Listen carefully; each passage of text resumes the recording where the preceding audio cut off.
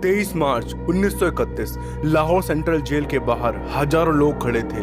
अंदर 3 जवान मौत का इंतजार कर रहे थे। लेकिन अजीब बात यह थी कि डर ब्रिटिश ऑफिसर्स के चेहरों पर था, न कि उन क्रांतिकारियों के। और फिर जेल की दीवारों के अंदर एक आवाज गूंजी, इंकलाब जिंदाबाद। यह सिर्फ एक नारा नहीं था, यह ब्रिटिश एम्पायर के लिए चैलेंज था। एक ऐसी आवाज जिसे बोलने वाले जानते थे कि इसका अंजाम मौत भी हो सकता है। लेकिन सवाल यह है, आखिर ये नारा आया कहां से, किसने दिया था इसे जन्म, और कितनी कुर्बानियों के बाद इंकलाब जिंदाबाद आज़ादी की सबसे बड़ी पहचान बन गया। आज हम जानेंगे एक नारे के पीछे छुपी वो कहानी जिसे हिस्ट्री की किताबों में बहुत छोटा करके दिखाया गया है। ये है इंकलाब जिंदाबाद की असली कहानी। डॉक्यूमेंट्री में आगे बढ़ने से पहले आपसे मेरी रिक्वेस्ट है कि प्लीज चैनल को सब्सक्राइब कर देना और वीडियो को लाइक कर देना। 90s का इंडिया एक ऐसा देश बन चुका था जहां अपनी ही जमीन पर लोग आज़ाद नहीं थे। हर जगह ब्रिटिश हुकूमत का कंट्रोल था, कानून उनके, पुलिस उनकी, कोर्ट्स उनके और फैसले भी उनके। एक आम हिंदुस्तानी के लिए आवाज़ उठाना भी जुर्म था। जो भी ब्रिटिश राज के खिलाफ बोलता उसे या तो जेल भेज दिया जाता या हमेशा के लिए उसे चुप करा दिया जाता था। लेकिन जितना दबाया गया उतना ही गुस्सा हिंदुस्तानियों के दिलों में भरता गया। उस वक्त इंडिया में 2 तरह की सोच जन्म ले रही थी। पहली जो मानती थी कि आज़ादी शांति और बातचीत से मिलेगी, और दूसरी जो कहती थी आज़ादी मांगी नहीं जाती, छीनी जाती है। इसी सोच ने जन्म दिया क्रांतिकारी आंदोलन को। यंग स्टूडेंट्स, वर्कर्स, राइटर्स धीरे धीरे सीक्रेट ग्रुप ज्वाइन करने लगे। उनके पास ज़्यादा पैसे नहीं थे, न उनके पास ज़्यादा हथियार थे, लेकिन एक चीज़ थी उनके पास, देश के लिए जान देने का जुनून। फिर आया 1919, वो साल जिसने पूरे हिंदुस्तान को हिला दिया। 13 अप्रैल 1919 अमृतसर के जलियांवाला बाग में हजारों लोग इकट्ठा हुए थे। कुछ प्रोटेस्ट करने आए थे तो कुछ सिर्फ वैसाखी का त्यौहार मनाने के लिए। लेकिन कुछ ही मिनट बाद वहां खूनों की नदियां बहने वाली थीं। ब्रिटिश ऑफिसर रेजिनाल्ड डायर ने बिना वार्निंग दिए भीड़ पर गोली चलाने का ऑर्डर दे दिया। गेट बंद कर दिए गए और फिर गोलियां चलती रहीं तब तक जब तक कि बंदूकों की मैगजीन खाली नहीं होगी। इस दिन यहाँ कितने हिंदुस्तानी मारे गए कोई नहीं जानता। ऑफिशियल रिपोर्ट्स कुछ और कहती हैं, लेकिन असली मौत का आंकड़ा शायद कभी पता ही नहीं चला। उस दिन सिर्फ लोग नहीं मरे थे, उस दिन कई नौजवानों के अंदर अब सिर्फ बदला लेने का जुनून जन्म ले चुका था। उन्हीं नौजवानों में एक नाम था भगत सिंह। कहते हैं इस हत्याकांड के अगले दिन भगत सिंह जलियांवाला बाग की मिट्टी अपने साथ लेकर आए थे। खून से भीगी हुई वो मिट्टी उनके लिए कसम बन चुकी थी कि ब्रिटिश राज को खत्म करना है। और अब इंडिया में एक नए युग की शुरुआत होने वाली थी, क्रांति के युग की। आज इंकलाब जिंदाबाद सुनते ही सबसे पहला नाम याद आता है, वो है भगत सिंह। लेकिन सच ये है कि इस नारे को जन्म भगत सिंह ने नहीं दिया था। तो फिर किसने दिया था इस नारे को जन्म, जो ब्रिटिश एम्पायर के लिए सबसे बड़ा डर बन गया? इंकलाब ये शब्द पर्शियन और उर्दू से आया है, जिसका मतलब होता है रिवॉल्यूशन, यानी पूरी व्यवस्था को बदल देना। और जिंदाबाद का मतलब है लॉन्ग लिव, यानी लॉन्ग लिव द रिवॉल्यूशन। इस नारे को सबसे पहले पॉपुलर बनाया था मौलाना हसरत मोहनी ने, एक शायर, एक फ्रीडम फाइटर और एक ऐसा आदमी जो ब्रिटिश राज से सीधी टक्कर लेने का हौसला रखता था। 1921 के आसपास जब देश में आज़ादी की मांग तेज हो रही थी, तब हजरत मोहनी ने एक नारा दिया, इंकलाब जिंदाबाद, इंकलाब जिंदाबाद। उस वक्त शायद किसी ने नहीं सोचा था कि ये 2 शब्द एक दिन पूरे फ्रीडम मूवमेंट की पहचान बन जाएंगे। लेकिन फिर एंट्री हुई उन नौजवानों की जो सिर्फ प्रोटेस्ट नहीं करना चाहते थे, वो ब्रिटिश हुकूमत की नींव को हिला देना चाहते थे।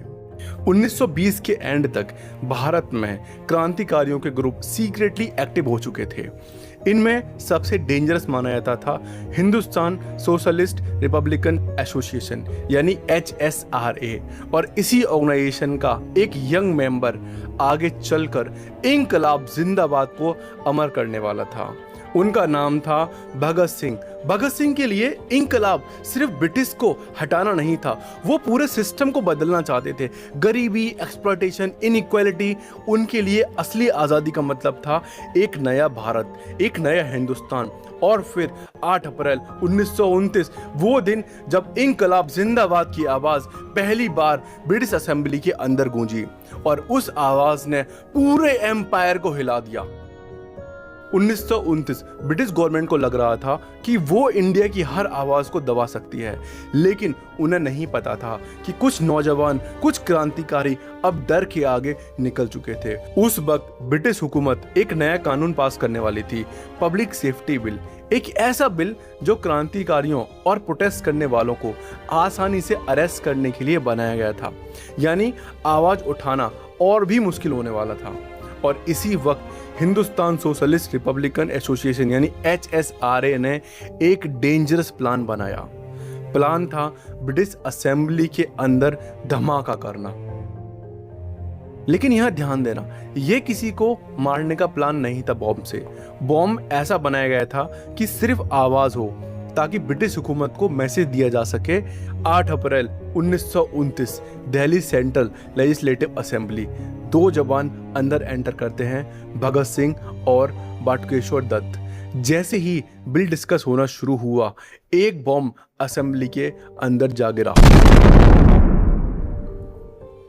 पूरा हॉल धुएं से भर गया, लोग पैनिक में भागने लगे। लेकिन उस पूरे भगदड़ के बीच 2 आवाजें बार बार गूंज रही थी, इंकलाब जिंदाबाद, इंकलाब जिंदाबाद, साम्राज्यवाद मुर्दाबाद। और सबसे शॉकिंग बात, भगत सिंह और बटुकेश्वर दत्त भागे नहीं वहां से, वो वहीं खड़े रहे खुद को अरेस्ट करवाने के लिए, क्योंकि उनका असली वेपन बॉम्ब नहीं था, उनका असली वेपन था उनका मैसेज। अरेस्ट होने के बाद कोर्ट में भगत सिंह ने कहा था, bombs and pistols do not make revolutions, यानी क्रांति सिर्फ हथियारों से नहीं आती, सोच से आती है। असेंबली बॉम्बिंग के बाद पूरे भारत में एक नाम आग की तरह फैल चुका था, और वो था भगत सिंह, और उस नाम के साथ इंकलाब जिंदाबाद। अब ये सिर्फ नारा नहीं रहा था, ये बन चुका था ब्रिटिश राज के खिलाफ जंग का सिंबल। असेंबली बॉम्बिंग के बाद ब्रिटिश गवर्नमेंट समझ चुकी थी ये सिर्फ कुछ स्टूडेंट्स का ग्रुप नहीं है, ये एक ऐसी सोच है जो पूरे भारत में फैल सकती है। और इसलिए ब्रिटिश राज ने फैसला किया कि भगत सिंह को हर हाल में तोड़ना होगा। फिर हुआ क्या, जेल के अंदर क्रांतिकारियों के साथ क्रिमिनल्स जैसा बर्ताव किया जाता। गंदा खाना, गंदा पानी, गंदगी, मारपीट, और जो हिंदुस्तानी कैदी थे उनको ब्रिटिश कैदियों से भी नीचे समझा जाता था। लेकिन जेल के अंदर भी इन क्रांतिकारियों ने हार नहीं मानी। भगत सिंह, सुखदेव थापर, शिवराम राजगुरु और उनके साथियों ने हंगर स्ट्राइक शुरू कर दी। उनकी डिमांड सिंपल थी, पॉलिटिकल प्रिजनर्स को इंसानों जैसा ट्रीटमेंट दिया जाए, यानी सबके साथ एक जैसा बर्ताव किया जाए। दिन बीतते गए, 20 दिन, 40 दिन, 50 दिन, लेकिन स्ट्राइक नहीं टूटी। पूरा देश अब इन नौजवानों को देख रहा था, और फिर एक नाम पूरे इंडिया को रुला गया, जतिन दास। 63 दिन की हंगर स्ट्राइक के बाद जतिन दास की मौत हो गई। उनका शरीर कमजोर हो चुका था, लेकिन उनका इरादा नहीं। कहते हैं उनकी फ्यूनरल में हजारों लोग सड़कों पर आ गए थे।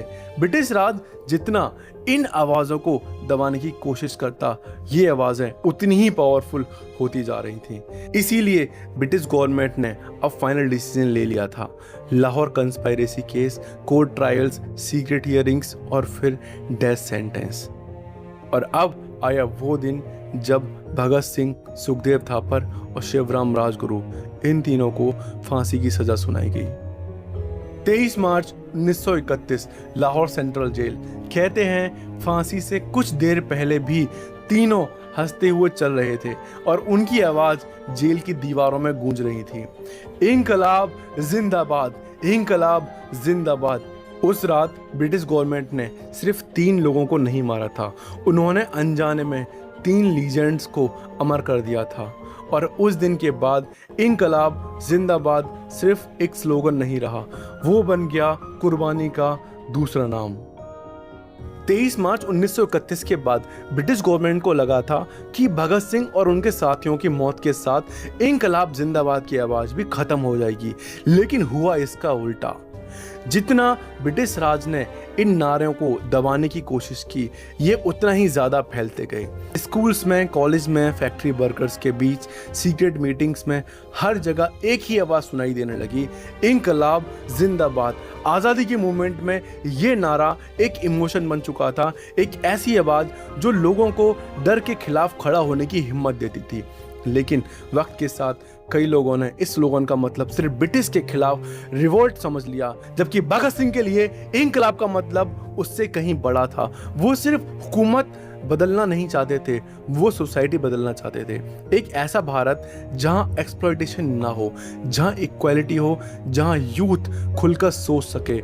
और इसीलिए उनकी डेथ के इतने साल बाद भी उनका नाम आज तक जिंदा है। आज भी जब कोई इनजस्टिस के खिलाफ आवाज़ उठाता है, जब कोई सिस्टम से सवाल करता है, जब कोई डर के सामने झुकने से मना करता है, तो कहीं ना कहीं इंकलाब जिंदाबाद दोबारा जिंदा हो जाता है। क्योंकि कुछ आवाज़ें कभी मरती नहीं, और इंकलाब जिंदाबाद उन्हीं आवाज़ों में से एक है। एक नारा जो जेल की दीवारों से टकराया, फांसी के तख्तों पर गूंजा और फिर पूरे देश की रूह बन गया, इंकलाब जिंदाबाद। लेकिन कहानी यहीं ख़त्म नहीं होती, क्योंकि आज भी एक सवाल जिंदा है, क्या हम वाकई इंकलाब को समझ पाए जिसके लिए इतनी कुर्बानी दी गई थी, या फिर हमने इसे सिर्फ एक पॉलिटिकल स्लोगन बनाकर छोड़ दिया है। भगत सिंह ने एक बार लिखा था, merciless criticism and independent thinking are the 2 necessary traits of revolutionary thinking. यानी सवाल पूछना और खुद सोचना वही असली क्रांति है। शायद इसीलिए इंकलाब जिंदाबाद आज भी सिर्फ हिस्ट्री का पार्ट नहीं, एक जिम्मेदारी है उन सब लोगों की तरफ से जिन्होंने हंसते हंसते अपनी जान दे दी, ताकि एक दिन इंडिया आज़ाद सांस ले सके, एक दिन भारत आज़ाद सांस ले सके। और जब भी हिस्ट्री उन नामों को याद करेगी, एक आवाज़ हमेशा साथ गूंजेगी, इंकलाब जिंदाबाद। अगर आपको लगता है कि इंकलाब जिंदाबाद सिर्फ 2 शब्द हैं, तो एक बार सोचिए, कोई इंसान फांसी पर चढ़ते वक्त आखिरी बार क्या बोलता है? वहीं जो उसके दिल के सबसे करीब होता है। और भगत सिंह, सुखदेव और राजगुरु के दिल में आखिरी सांस तक सिर्फ एक ही आवाज़ थी, इंकलाब जिंदाबाद, इंकलाब जिंदाबाद। अगर आपको ये डॉक्यूमेंट्री पसंद आई हो तो वीडियो को शेयर ज़रूर करिए, क्योंकि हिस्ट्री को ज़िंदा रखना हम सबकी जिम्मेदारी है। मैं मिलूँगा आपसे एक और सच्ची कहानी के साथ। जय हिंद।